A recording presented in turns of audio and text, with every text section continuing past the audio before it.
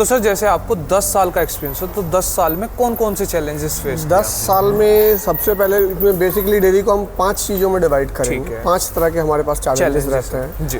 Number 1 रहता है reproduction का, जो हमारी बच्चियाँ तैयार हो रही हैं, वो अच्छी ब्रीड है लेकिन मार्केट में उसकी अभी आज की डेट में कोई वैल्यू देने को तैयार नहीं है, तो वो भी हमारे ऊपर सेल हमारे हाथ में नहीं है। वो कहीं ना कहीं उसमें इशू आएगा, लैक आ जाएगा। और वो एक चीज में लैक आता है तो हमारा सारा जो सारा मैनेजमेंट है, सारा फ्लो बिगड़ जाएगा और वो ही उसके फेलियर का कारण होता है। अगर कंसीव नहीं कर रही है गाय या भैंस नहीं कर रही है तो उसके लिए क्या? देखिए कंसीव का क्या है कि किसी की भी अगर न्यूट्रिशन वैल्यूज, सबसे ज्यादा घाटा जो डेयरी फार्मर को आता है वो दूध ना सेल करना होता है। हाँ, दूध नहीं सेल करना, क्योंकि लाख रुपए का फोन आप रिपीट कर सकते हो कंपनी, लेकिन 20 रुपए का दूध आप रिपीट नहीं करोगे। किसान भाइयों, इस वीडियो में बात करने वाले हैं 5 ऐसे कारणों की जिस वजह से डेयरी फार्म बंद हो जाते हैं। आज हम लाखों करोड़ों की बात नहीं करने वाले, आज हम रियलिटी पे बात करने वाले हैं कि क्या दिक्कतें आती हैं। नमस्कार, मेरा नाम है प्रशांत त्यागी और आप देख रहे हैं भारतीय किसान। तो चलिए किसान भाइयों मिलवाते हैं। नमस्कार सर। नमस्कार। सबसे पहले अपना परिचय दीजिए। मेरा नाम नितिन चौधरी है, मैं अमरोहा यूपी से हूँ और मैं एक डेयरी फार्मर हूँ जी। 2014-15 से हमने डेयरी का काम, 2014 में डेयरी शुरू किया था। अच्छा, डेयरी फार्मिंग। अच्छा। और तब से हम ये डेयरी कामधेनु योजना में, हमारा 50 गायों वाला प्रोजेक्ट था। अच्छा। तो वो जिस टाइम पे वो लोन पास वाला हाँ, जो कामधेनु योजना आई थी यूपी गवर्नमेंट की, उसमें हमने 50 गायों से शुरू किया था। अच्छा, तो आज हो गई 2025 से। हाँ जी, लगभग हमें 10 साल हो गए। 10 साल हो गए। हाँ जी। तो 10 साल का एक्सपीरियंस कैसा रहा, पहले तो ये बताइए। 10 साल का एक्सपीरियंस मतलब अच्छा गंदा दोनों चीज़ें हैं। ऐसा बहुत ये नहीं है कि बहुत अच्छी चीज़ है या बहुत बुरी चीज़ है। इसमें बेसिकली चैलेंजेस डेयरी में बहुत सारे हैं। अच्छा। हाँ, डेयरी का क्या है कि बेसिकली जो हमारे हाथ के चैलेंजेस हैं उन्हें तो हम सही कर लेंगे, जो हमारे एंड पे चीज़ें रहेंगी जी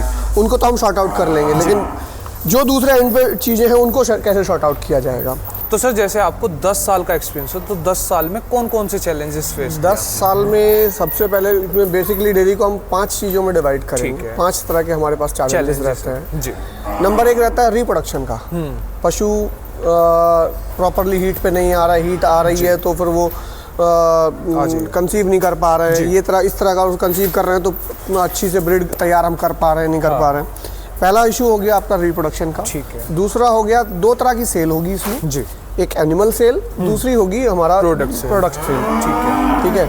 तीसरा हमारा हो जाता है इसमें मैनेजमेंट। हाँ जी। और चौथा होता है डिजीज़, जो हमारा दवाइयों से रिलेटेड और ये डॉक्टर्स वाला जो चीज़ है। 5 तरह के चैलेंजेस इसमें रहते हैं जी। तो 5 चीज़ों को एक कॉम्बिनेशन हमें बना के रखना होगा, तभी हम एक सक्सेसफुल डेयरी फार्मिंग चला पाएंगे। अदरवाइज किसी एक में भी हम लैग कर जाएंगे तो वो पूरा पीछे आने का ही वाला बात हो जाएगी। तो सर ये जो आपने 5 बताए, तो 5 में मुझे लग रहा है कि हम चाह के भी 5 को मैनेज नहीं कर पाएंगे। नहीं हो पाएंगे सर, नहीं हो पाएंगे। कोई अगर हमारे हाथ में सेल नहीं है, सपोज दूध की सेल हम अपने काउंटर से करेंगे तब हम अच्छे रेट मिल पाएंगे। अपने काउंटर से नहीं कर रहे हैं, जो दूसरे सप्लायर्स हैं, अमूल, मदर डेयरी, पराग, जो भी हमारी कोऑपरेटिव सोसाइटीज़ हैं, तो वो उतना रेट अच्छा नहीं मिल पाता किसान को। ठीक है, वो सबसे बड़ा एक चैलेंज हो जाता है। प्लस जो हमने हीफर्स तैयार की हैं, जो हमारी बच्चियाँ तैयार हो रही हैं, वो अच्छी ब्रीड है लेकिन मार्केट में उसकी अभी आज की डेट में कोई वैल्यू देने को तैयार नहीं है, तो वो भी हमारे ऊपर सेल हमारे हाथ में नहीं है। मैनेजमेंट, हम साफ़ सफाई देख रहे होंगे आपके 10 साल में, अगर आप देखोगे तो किसी भी डेयरी में चले जाओगे इतनी साफ़ सफाई आपको कहीं नहीं मिलेगी, ये गारंटी है जी। तो ये साफ़ सफाई हमारे हाथ की चीज़ है, वो हम कर सकते हैं। रिप्रोडक्शन हमारे हाथ में है एक हद तक, वो भी हम कर सकते हैं। बाकी चीज़ें हम मैनेज कैसे करेंगे, वो कहीं ना कहीं उसमें इशू आएगा, लैक आ जाएगा। और वो एक चीज में लैक आता है तो हमारा सारा जो सारा मैनेजमेंट है, सारा फ्लो बिगड़ जाएगा और वो ही उसके फेलियर का कारण होता है। तो 10 साल से आप जैसे कर रहे हैं, तो लगभग इसका खर्चा क्या है और आपने इसमें क्या कमाया? देखिए, कमाने के नाम पे कुछ ऐसा मतलब इसे हमने अलग से कुछ ऐसा इसमें नहीं देखा कि हमने अलग से इसकी कैलकुलेशन नहीं देखी जी। क्योंकि बेसिकली हमारा चारा जो था वो घर का था सब। ठीक है। हमारी खेती से जो चारा आता था वो हम खेतों से चारा ले रहे थे, तो उसके हिसाब से हम कैलकुलेशन नहीं कर सकते उसमें जी। बेसिकली हम कमाई ये देख सकते हैं कि हमने 50 गायों से शुरू किया था। ठीक है। और हम लगभग 140-50 गायों के आसपास तक पहुंच गए थे। उसके बाद में हमने सेल आउट भी किए हैं और अभी भी आप देख रहे होगे कि 50 से ज़्यादा है। हाँ जी। ठीक है। हमारी जैसे कि और डेयरी में क्या हुआ, लोगों ने डेयरी शुरू की, उनकी लैंड सेल हो गई जी। किसी के बैंक के कर्जे नहीं उतरे, किसी का कुछ प्रॉब्लम हो गया, लोगों के पीछे छुड़ाने भारी पड़ गए जी। तो वो हमें कोई प्रॉब्लम नहीं हुई जी। तो वो हम सारी चीज़ों से निकला के आ गए, तो आप एंड ऑफ द डे देखेंगे कि प्रॉफिट है ये। तो सर मैं ना मतलब 3-4 क्वेश्चंस ऐसे करूंगा जो कॉमन आते हैं ज़्यादातर किस फार्मर को, जैसे कि एक तो कंसीव करना दोबारा से, ठीक है, एक सेल करना, एक गाय में और भैंस में रखते हैं तो क्या अंतर है। तो ये 4-5 मेरे क्वेश्चन है। सबसे पहला मेरा यही बताइए कि अगर कंसीव नहीं कर रही है गाय या भैंस नहीं कर रही है तो उसके लिए क्या आप देखिए, कंसीव का क्या है कि किसी की भी अगर न्यूट्रिशन वैल्यूज में इशू रहता है, सपोज वो चाहे ह्यूमन हो चाहे एनिमल हो, अगर आप उसकी न्यूट्रिशन वैल्यूज पे काम करेंगे, न्यूट्रिशन वैल्यूज की प्रॉपर होंगी, उसका जो मैनेजमेंट आपका वो प्रॉपर रहेगा, आपको पता है कि उसकी हीट कब आ रही है, कब आपको उसको एआई करानी है, ठीक है, कब उसको कंसीव कराने की, कब उसको कितना विटामिन मिनरल्स की डोजेस क्या रहेंगी, फीड किस तरह का हम देंगे, वो सारी चीज़ें अगर हमारी प्रॉपर मैनेजमेंट प्रैक्टिसेस हमारी अच्छी रहेंगी तो वो हम ये आपको कंसीव करने में कोई इशू नहीं होता। तो जैसे 50 से 60 भैंस भी, वो गाय भी हैं और भैंस भी हैं, तो उस चीज़ को मैनेज कर लेते हैं आप लोग? वो सारी चीज़ें हो जाती हैं, उसमें कुछ नहीं, आपको डेटा रखना है। डेटा अगर आप डेटा नहीं रखोगे तो आप कुछ काम नहीं कर पाओगे। अच्छा, तो जैसे ब्रीडर होते हैं उनसे बेटर रहता है या फिर डॉक्टर से बेटर रहता है कंसीव कराना?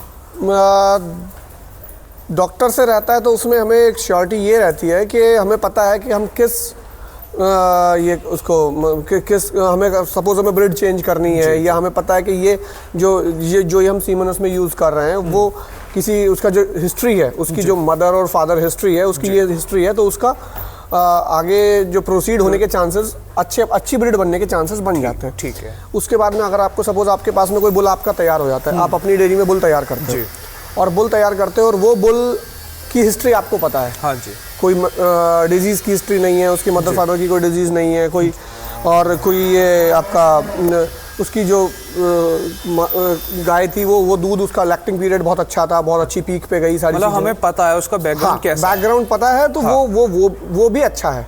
कई बार ऐसा होता है जो हम एआई करा रहे होते हैं तो बहुत सी गाय में प्रॉब्लम होती है, वो एआई से मतलब एआई से नहीं कंसीव कर पा रही हैं, तो उनको जो उनका जो पहले हमारा बुल वाला प्रोसेस होता है उसी से वो कंसीव कर पाती है। ठीक है, तो इसमें थोड़ा बहुत वही दवाइयाँ तो मेन चीज़ है ही, वो थोड़ा बहुत देखना पड़ेगा आपको। और अब बताइए सर, जैसे हम दूध सेल करते हैं, सबसे ज़्यादा घाटा जो डेयरी फार्मर को आता है वो दूध ना सेल करना होता है। हाँ, दूध नहीं सेल करना, क्योंकि हम जो ये सोचते हैं भैया हमने गाय पाल ली, हमने मैनेजमेंट अच्छे से देख लिया, तो हम ये सोचते हैं कि हमारा जो माल है वो भी बिक जाएगा।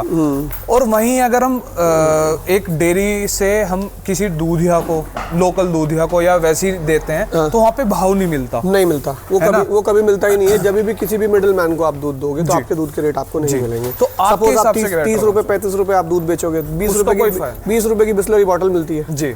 इवन अगर कोई प्रीमियम वाटर लोगे तो प्रीमियम वाटर दूध से महंगा है। तो ये करके अगर आप अपने कोई नया शुरू करना चाहता है तो मेरी सलाह केवल ये रहेगी कि वो अपना सेलिंग पॉइंट अपना खुद रखे। तो सेलिंग पॉइंट जो नॉर्मल गांव के, जैसे अगर कोई गांव में या शहर में है तो वो पास वाले बंदों को पकड़े या फिर उससे अलावा? पास वाले को पकड़े, वो ज़्यादा अच्छा है। और जो ब्रांड में जाते हैं वो ब्रांड में जाएंगे तो उसके लिए फिर आप ब्रांड से कम्पीट करना थोड़ा मुश्किल होता है। आप मदर डेयरी या अमूल से कम्पीट नहीं कर पाओ, क्योंकि देखिए हम जो दूध यहाँ से पैक करेंगे, सबसे पहले तो हमारे साथ प्रॉब्लम आएगी, हम रॉ दूध पैक करेंगे। अगर रॉ दूध पैक नहीं करेंगे, उसको प्रोसेस करेंगे तो FSSAI लाइसेंस और ये सारी चीज़ें करनी पड़ेंगी। उसके बाद में जो प्रोसेसिंग है वो प्रोसेसिंग एक कंपनी लेवल की प्रोसेसिंग होगी। एक दूध में क्या रहता है कि आपका अगर दूध खराब हुआ, पैकेट आपने लिया आज, सपोज 20 रुपए का आपने पैकेट लिया जी, और वो आपका खराब हो गया जी, आप कल उस ब्रांड का पैकेट नहीं खरीदो। बिल्कुल ठीक है। आपका फ़ोन है, एप्पल आपने लिया हुआ है, आपने 14 लिया हुआ है, 14 आपका खराब हो गया, 15 आप ले लोगे, 16 ले लेंगे। लाख रुपए का फ़ोन आप रिपीट कर सकते हो कंपनी, लेकिन 20 रुपए का दूध का आप रिपीट नहीं करोगे। ये एक ब्रांडिंग में सबसे बड़ा इशू ये आता है। ह्यूमन की मेंटालिटी ये साइकोलॉजिकल है कि दूध कभी भी रिपीट नहीं करता, एक बार खराब हो जाता है जी। तो वो बहुत बड़ा इशू आता है पैकिंग में अगर हम जाते हैं तो। एक चीज उसमें सप्लाई चेन, आपने दूध पैक किया, ठीक है, आपने एंड पे सारी चीजें आपकी सही थी, सप्लाई चेन जो आपकी अच्छी थी, वो कूल चेन आपने मेंटेन की हुई थी, लेकिन आपका जो डिस्ट्रीब्यूटर था उसके पास में कूल चेन मेंटेन नहीं हुई है, तो दूध खराब हो जाएगा। तो ब्रांडिंग आपकी खराब हो रही है, तो वो वहाँ पे चैलेंजेस आएंगे।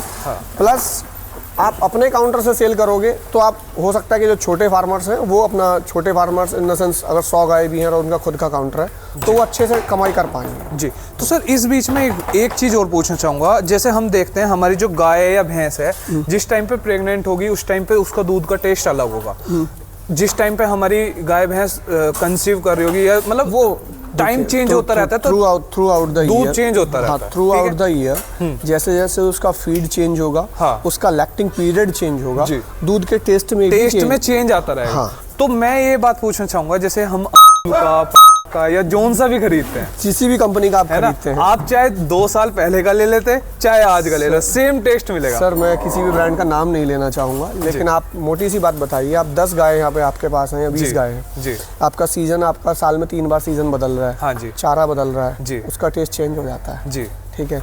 अब वो एक सेम पैकेट आप दिल्ली में पियेंगे, हाँ, सेम टेस्ट, मुंबई पियेंगे सेम टेस्ट। अब दोस्तों तो इस बात को समझ सकते हैं उसमें कोई ना कोई चीज तो ऐसी है कि जो उसको टेस्ट को मेंटेन की जा रही है, हाँ, और वो ऐसा तो है नहीं आयुर्वेदिक चीज है, वो पता नहीं क्या है, वो जाने जो ब्रांड यूज कर रहे हैं, जो उसको टेस्ट को एक मैनेज कर रहे हैं, कंसिस्ट लेके चल रहे हैं कि अब इसमें टेस्ट में ऊपर नीचे कुछ नहीं होना चाहिए, तो उसके साथ वो क्या कर रहे हैं वो जाने, वो आप समझ सकते हैं। कमेंट में हमें बता सकते हैं कि क्या होगा, क्योंकि हमें तो पता नहीं है। हाँ, हमें नहीं पता वो ब्रांड क्या कर रहा है, हमें अपना पता है हम क्या कर रहे हैं। सर लास्ट में बताइए मुझे, जैसे हम भैंस पालते हैं या गाय पालते हैं तो दोनों में क्या क्या अंतर होता है और कहाँ पे डिफिकल्टी होती है इसमें? दोनों में ऑलमोस्ट चीजें तो सेम ही है, कुछ बहुत ज्यादा विशेष अंतर नहीं है जी। अगर सेल के पॉइंट ऑफ व्यू से बात करें हम, तो सेल के पॉइंट में भैंस को सेल करना आसान है। हाँ जी, हाँ, क्योंकि ये मतलब दूध भी भैंस का, लोग अपने यहाँ मेंटालिटी रहती है कि भैंस का दूध में फैट कंटेंट थोड़ा सा ज़्यादा होता है, तो वो करके दूध भी सेल थोड़ा आसानी से हो जाता है। और वहीं गाय का एक वो रहता है कि भाई लिमिटेड कस्टमर है, हाँ, जिससे मतलब एक पर्टिकुलर के मुझे गाय का चाहिए वो ही उसको लेता है। अगर फैट कंटेंट से बात करें, क्योंकि घरों में भैंस के दूध से अगर वो दूध लेगा तो उससे फैट से वो घी भी निकाल लेगा, अब वो गाय के दूध से देखेगा तो उसमें उसको घी कम मिलेगा, तो वो करके भी आदमी थोड़ा सा गाय के दूध से थोड़ा सा बचना चाहता है। लेकिन अगर न्यूट्रिशन वैल्यू की और किसी की भी बात करें तो मेरे हिसाब से कोई बहुत ज़्यादा डिफरेंस नहीं है। तो सर जैसे आपको 10 साल हो गया, तो मुझे ये बताइए कि हम गाय में कौन सी ब्रीड लें और भैंस में कौन सी? देखिए, भैंस में तो अपने यहाँ तो हमारे पास तो मुर्रा मिक्स है, और उससे ज़्यादा कुछ मतलब मुर्रा का ही बोला जाता है कि ज़्यादा अच्छा है जी। बाकी गायों में हमने तो ये अपने पर्सनल यूज़ के लिए या कोई मिलने जुलने वालों को किसी के दूध जाते हैं तो उसके लिए रखा हुआ है। डेयरी पर्पज़ से भैंस हमारे पास नहीं है। अच्छा। और गाय में आप ज़्यादा दूध के लिए आपको HF क्रॉस ब्रीड रख सकते हैं, ठीक है, साहिवाल रख सकते हैं, गिर रख सकते हैं जी। उसमें बेटर है कि हमें दूध भी मिल जाएगा और रिकवरी भी। सर आपका बहुत बहुत धन्यवाद, आपने इतनी इन्फॉर्मेशन दी। और दोस्तों ऐसी ही वीडियो देखने के लिए लाइक करें, शेयर करें और सब्सक्राइब करें। धन्यवाद।